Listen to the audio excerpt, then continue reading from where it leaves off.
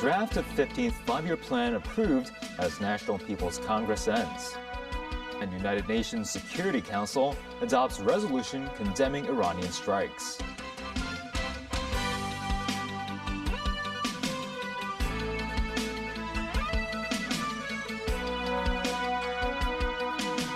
Good evening and welcome to TVB News. The session of the National People's Congress closed after 8 days, passing 11 resolutions, including the 15th five-year plan. Zhao Leji, chairman of the NPC Standing Committee, said that the plan will strengthen legal safeguards, leveraging the country's institutional strengths to ensure its goals are achieved. Secure Ip has more.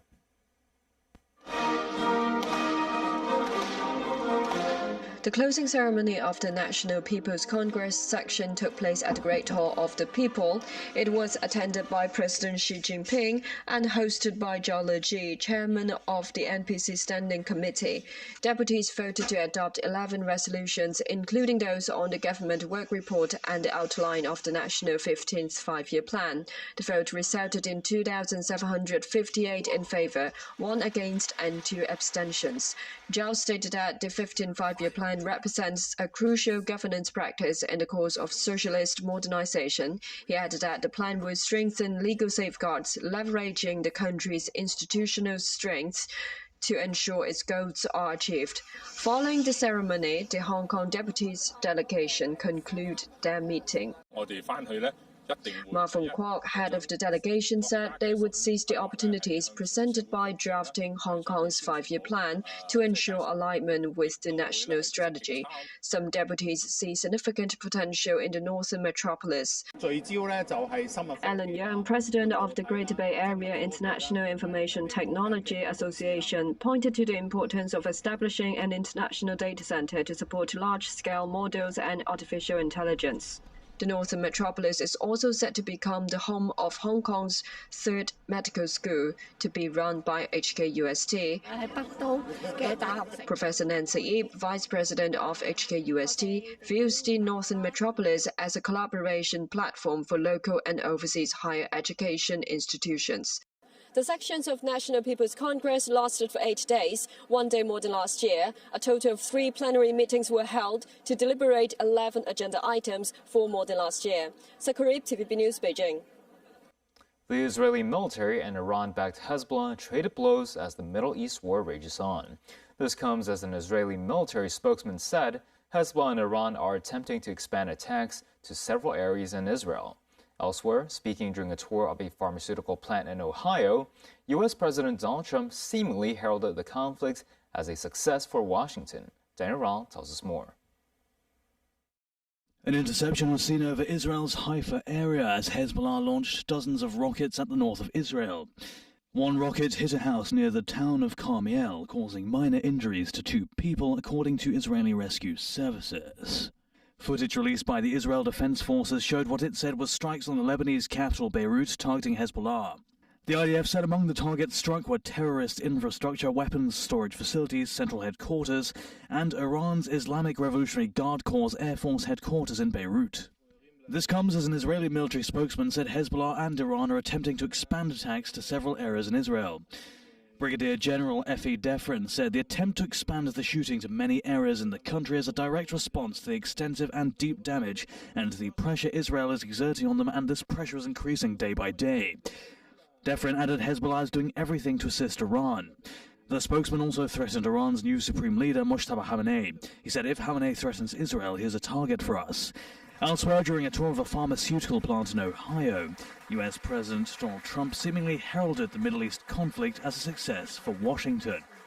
Well, it's both. It's both. It's an excursion that will keep us out of a war, and the war is going to be, for them it's a war. For us, it's turned out to be easier than we thought. Meanwhile, mourners and supporters of the Iranian government attended a funeral in Tehran for senior military commanders and others killed during the war. The funeral was held near Tehran's Revolution Square. Mourners chanted death to America and vowed to keep supporting the ruling system. Dan Rahul, TV News. A number of foreign vessels came under attack in the Strait of Hormuz as the war in the Middle East continues. The closure of the narrow shipping lane between Iran and Oman was a hard blow to the oil market, and the International Energy Agency announced its largest ever release of emergency oil to offset soaring prices. Danny Zhou has more. Explosions were reported on several foreign cargo vessels in the Strait of Hormuz. The crucial corridor for global oil shipping has been effectively closed to cargo traffic after US and Israel carried out coordinated strikes against Iran late February. Authorities say a Thailand-flagged bulk carrier was hit by a projectile while shipping around the strait on Wednesday. A fire erupted on board, prompting crew members to evacuate. Another Japanese container ship sustained minor damage after it was struck 25 nautical miles off the coast of United Arab Emirates. The attacks came on the same day as the International Energy Agency said its 32 member states have voted to release a record volume of oil from strategic stockpiles. I can now announce that IEA countries have unanimously decided to launch the largest ever release of emergency oil stocks in our agency's history. IEA countries will be making 400 million barrels of oil available. I repeat, 400 million barrels of oil available to the market to offset the supply lost through the effective closure of the strait. Complying with the request, German and Japanese officials noted they would release their oil reserves to ease the supply and demand in the global energy market. Gulf nations have cut oil production by 10 million barrels per day, volume equal to almost 10% of all demand. And the losses were set to increase without rapid restart of shipping flows, according to the IEA. Iran has launched unrelenting strikes across the Middle East, saying oil infrastructure in neighboring countries would become its legitimate targets. A new attack was reported in Bahrain's Muharraq Governorate, which set a fuel tank on a facility on huge fire. Sirens sounded later in the morning with more incoming Iranian fire. Bahrain's military said it had intercepted more than 170 drones and over 100 missiles since the start of the war. Qatari Prime Minister Sheikh Mohammed bin Abdulrahman Al Thani addressed in a cabinet meeting in Doha that Iranian hostilities had not been limited to military targets but also struck civilian sites. He called for resilience to withstand the hardship as the region is going through grave circumstances. Danny Zhou, TVB News. The United Nations Security Council has voted on two competing draft resolutions regarding the current crisis in the Middle East. A Bahrain-led resolution won the support of more than 130 member states and was adopted in an overwhelming vote of 13-0. China and Russia abstained from Wednesday's voting. The draft text urged Iran to immediately cease strikes targeting the Gulf Cooperation Council countries as well as Jordan, and determined such act constitute a breach of international law. Will those in favor of the draft resolution contained in document S/2026/155 please raise their hand? Will those against the resolution please raise their hand? Will those who abstain please raise their hand? This resolution is a manifest injustice against my country, the main victim of a clear act of aggression. As long as the Security Council remains unable to fulfill its responsibility to maintain international peace and security, Iran has no choice but to continue to exercise its inherent right to self-defense.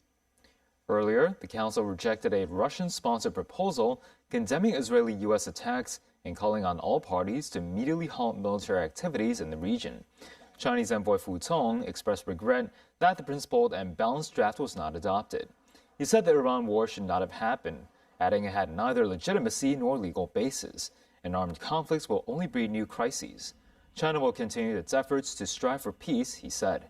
Speaking at Joint Base Andrews, Maryland, U.S. President Donald Trump responded to a reporter asking whether he had heard about a possible Iranian revenge plot in California. A bulletin had been put out by some authorities in the U.S. state, speculating such an attack could potentially involve a boat launching drones. Trump said it's being investigated. It's being investigated, but you have a lot of things happening, and all we can do is take them as they come. And the war itself is being prosecuted. as well as anybody has ever seen. And this is other countries telling me too. Big countries, powerful countries, they said they've never seen anything like it. And they also agree with what I'm doing. They say it's an evil country, and it's been for 47 years that way. And still ahead, Cathay Pacific announces fuel surcharge increases. 8 arrested over alleged insider trading and bribery.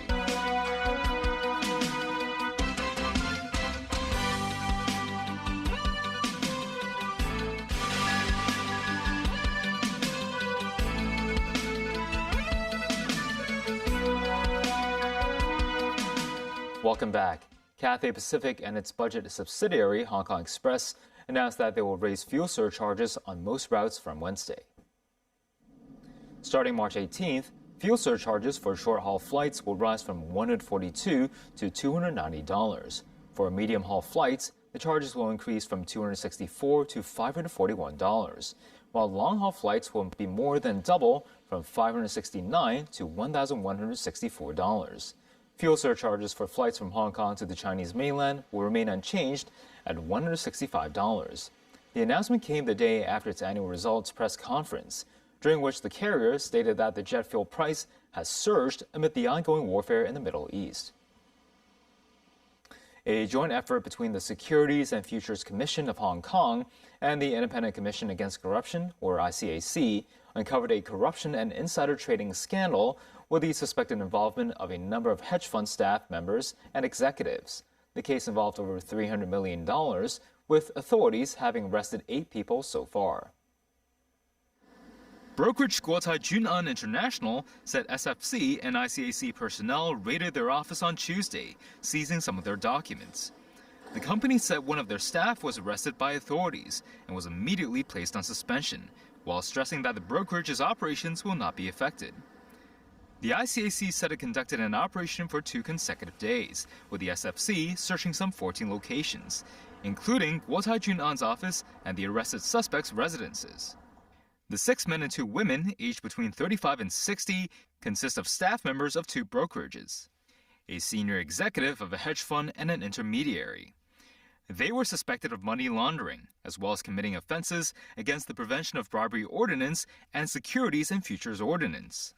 Further investigations indicated a brokerage executive was suspected of accepting bribes of up to $4 million from a hedge fund executive to leak sensitive information of several listed companies in Hong Kong. Their engagement in insider trading resulted in the hedge fund making gains of close to $315 million. This as Bloomberg earlier reported that besides Guotai Junan International, authorities also raided CITIC Securities' office in Hong Kong. The MTR reported over 1.9 billion passenger trips throughout last year, with cross-border services having seen some of the most significant increases. The corporation also said it recorded a profit of $11 billion from property development. Regarding the possibility of fare hikes this year, the MTR noted it will need to assess the median household income figures set to be released at the end of this month. Recording a 5th consecutive year of profit, the MTR recorded over $55 billion in gains throughout last year, but the figure is still lower than that of 2024's $60 billion. Profits from regular services dropped by 21%, reaching $14.6 billion. MTR CEO Jenny Yeung said the decrease in profits was mostly the result of poor weather conditions last year, adding that operational costs have been rising.